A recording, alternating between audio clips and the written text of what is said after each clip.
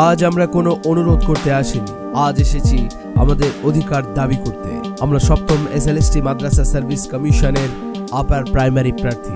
আমরা পরীক্ষায় পাশ করেছি, মেধা তালিকায় জায়গা পেয়েছি, তবুও আমাদের জায়গা আজ স্কুলে নয়, আদালতের বারান্দায়, ধুলো জমা ফাইলের নিচে। বছরের পর বছর কেটে যাচ্ছে। কেন এই দীর্ঘ অপেক্ষা? কেন যোগ্য প্রার্থীদের ভবিষ্যৎ নিয়ে ছিনিমিনি খেলা? আমরা কি অপরাধ করেছি যে আজও আমাদের নিয়োগ থমকে আছে?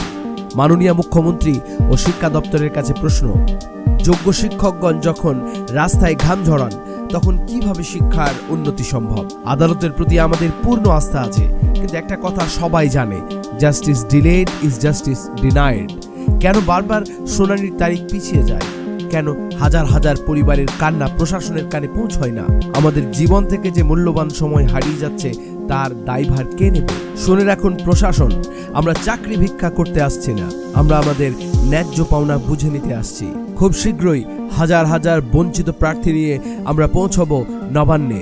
মেধার পদধ্বনিতে যখন রাজপথ কাঁপবে তখন অজুহাত আর নীরবতা কোনো কাজে আসবে না। সাথীরা, যারা ঘরে বসে চোখের জল ফেলছেন, সময় এসেছে সেই জলকে শক্তিতে বদলে দেওয়ার। হাজার হাজার কণ্ঠ একসঙ্গে উঠলে নবান্নের আলিন্দ কাঁপবেই। আমরা করুণা চাই না, আমরা চাই আমাদের মেধার স্বীকৃতি।